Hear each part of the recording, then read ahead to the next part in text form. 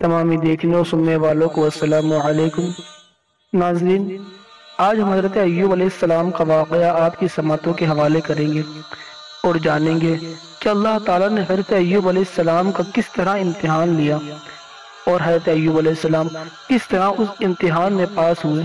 ناظرین، آج کا یہ واقعہ ہر مسلمان کے لیے درس عبرت ہے۔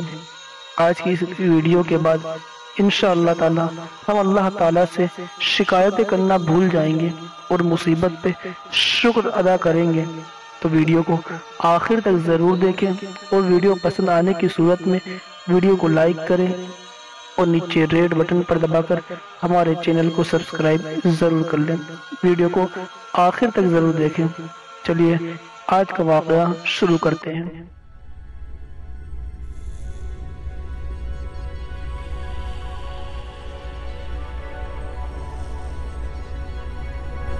حضرت ایوب علیہ السلام حضرت اسحاق علیہ السلام کی اولاد میں سے ہیں اور ان کی والدہ حضرت لوط علیہ السلام کے خاندان میں سے ہیں۔ اللہ تعالیٰ نے آپ کو ہر طرح کی نعمتوں سے نوازا تھا، حسن صورت بھی اور اولاد اور مال کی کثرت بھی۔ بے شمار کھیتی اور باغات کے آپ مالک تھے۔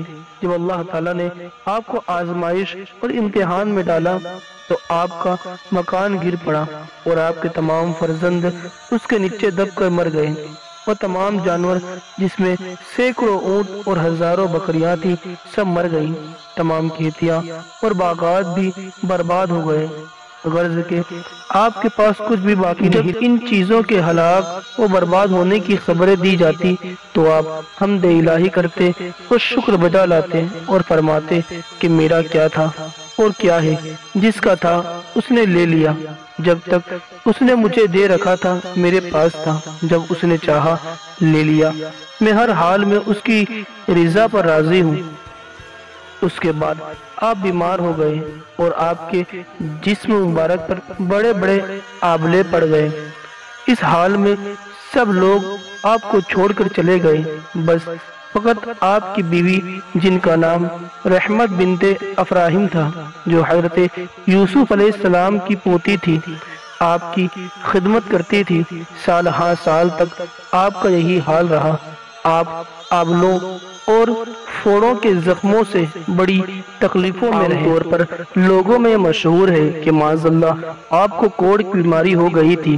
چنانچہ بعض غیر معتبر کتابوں میں آپ کے کوڑ کے بارے میں بہت سی غیر معتبر داستانیں بھی تحریر ہیں، مگر یاد رکھو یہ سب باتیں سر تاپا بالکل غلط ہیں اور ہرگز آپ یا کسی اور نبی کو کبھی کوڑ اور جزام کی بیماری نہیں ہوئی تھی۔ اس لیے کہ یہ مسئلہ بالکل صاف ہے کہ انبیاء علیہ السلام کا ان بیماریوں سے محفوظ رہنا ضروری ہے جو عوام کے نزدیک باعث نفرت اور حقارت ہے، کیونکہ انبیاء علیہ السلام کا یہ فریضہ منصب ہے کہ وہ تبلیغ ہدایت کرتے رہیں۔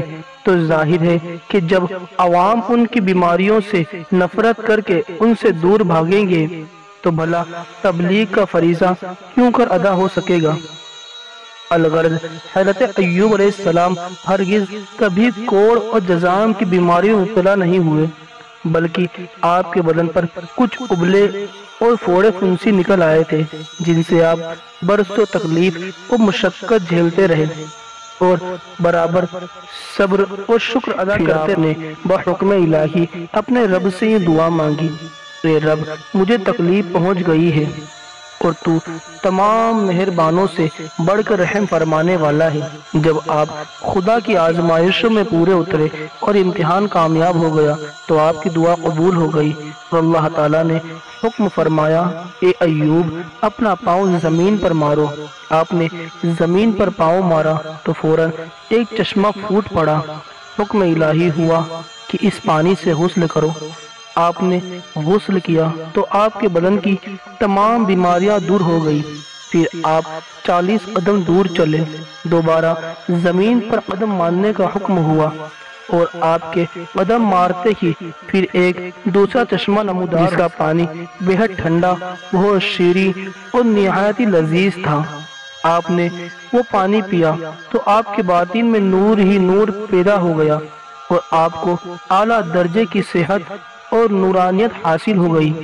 اور اللہ تعالیٰ نے آپ کی تمام اولاد کو دوبارہ زندہ فرما دیا اور آپ کی بیوی کو دوبارہ جوانی بخشی اور ان کی کثیر اولاد ہوئی۔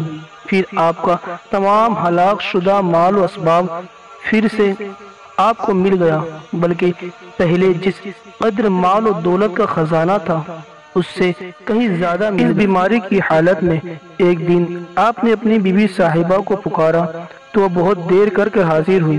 اس پر غصے میں آ کر آپ نے ان کو 100 درے ماننے کی قسم کھا لی تھی۔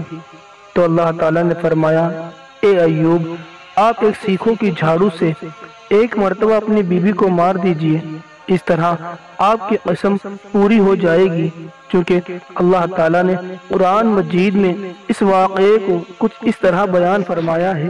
ہم نے فرمایا، زمین پر اپنا پاؤں مارو، یہ ہے ٹھنڈا چشمہ نہانے اور پینے کا، اور ہم نے اس سے اس کے گھر والے اور ان کے برابر اور اپنی رحمت سے عطا فرما دیے عقل مندوں کو نصیحت حاصل کرنے کے لیے، اور ہم نے فرمایا کہ اپنے ہاتھ میں ایک جھاڑو لے کر اس سے مار دو اور قسم نہ توڑو، بے شک ہم نے اس ایوب کو صابر پایا، وہ کیا ہی اچھا بندہ ہے، بے شک وہ خدا کی طرف بہت رجوع لانے والا ہے۔ ناظرین، آپ نے دیکھا جب حضرت ایوب علیہ السلام اس امتحان میں پورے کامیاب ہو گئے تو اللہ تعالیٰ نے ان کو اپنی نوازشوں اور عنایتوں سے ہر طرح سرفراز فرما دیا اور قرآن مجید میں ان کی مدح خوانی فرمائی اور لاجواب خطاب سے ان کے سر مبارک پر سر بلندی کا تاج رکھ دیا۔ حضرت ایوب علیہ السلام کے اس امتحان کے واقعے سے یہ ہدایت ملتی ہے کہ اللہ تعالیٰ کے نیک بندوں کا بھی خدا کی طرف سے امتحان ہوا کرتا ہے،